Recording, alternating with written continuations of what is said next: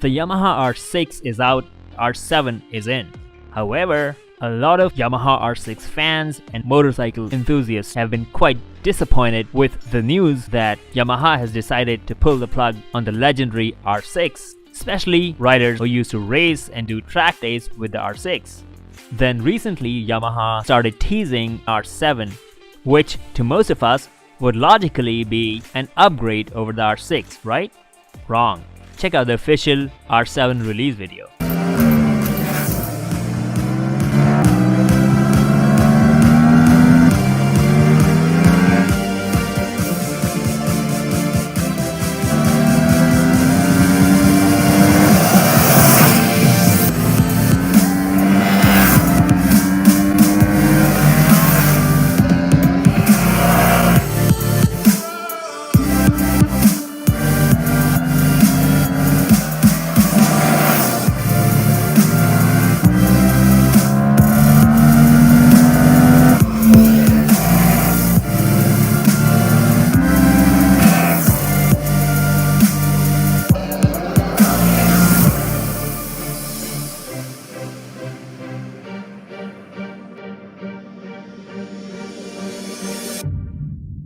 By now you figured out that the 2022 Yamaha YZF R7 may not be the reincarnation of the early 2000s YZF R7, which was a race homologated limited production run of 500 units only.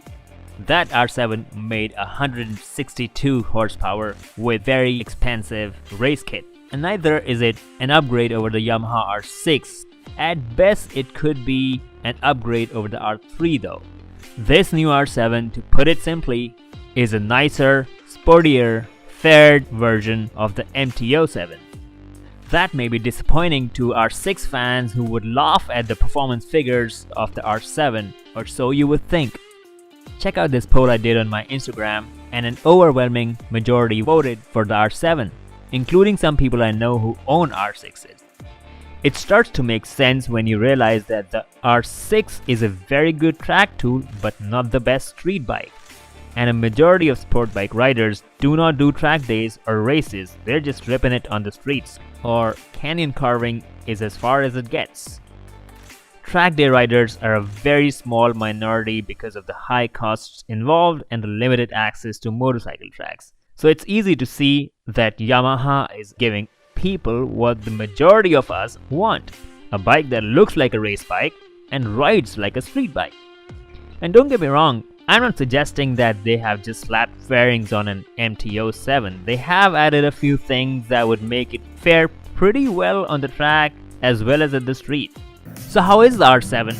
It's a 689 inline twin-cylinder CP2 engine that makes 73 horsepower and 67 Nm of torque, which is tame enough to not overwhelm you on the streets, yet the ECU tweaks optimize air intake, updated fuel injection settings, narrower, more aerodynamic body would make it go fast enough to excite you, especially if you're coming from a smaller capacity motorcycle. The assisted flipper clutch makes the clutch lighter and downshifting smoother and safer under aggressive downshifts. It's also got an optional quick shifter, which makes upshifts clutchless and super convenient.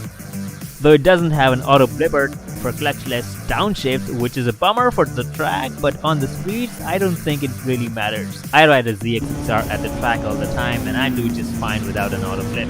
The riding position seems a bit aggressive, which is great for track riding and canyon carving, especially the seat and the tank design, but I'm not sure how comfortable it would be for street riding without having ridden one yet. A very good upgrade Yamaha has made over the MT-07 is the suspension. The R7 has fully adjustable separate function upside down KYB forks. Once adjusted for the rider, they should give good front end feel and confidence in corners. The monocross rear suspension is adjustable for preload and rebound. Adjusted for the rider and riding conditions, should be able to strike the balance between performance and comfort like Yamaha is claiming. The ABS brakes have been upgraded with a Brembo radial brake master cylinder combined with radially mounted front brake calipers on the dual 298mm front brake rotors. That would make the braking linear with much better feel than the MT. Tires are Bridgestone S22s, 120s in the front and 180s in the rear. I've used those tires on my ZX-XR and ridden all the way up to the top of the intermediate group at the track. I'm pretty certain those tires are more than capable for the R7. In the electronics department though, they haven't done a lot except the LCD dash, which has a gear indicator.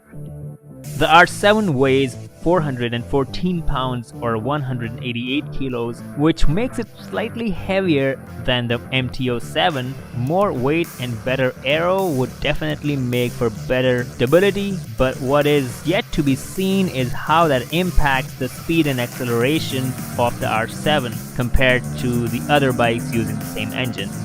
In terms of looks, it definitely looks like very much part of the R family of the Yamaha lineup. However, the center LED isn't something that looks as good as the R6, if that's the look they were going for.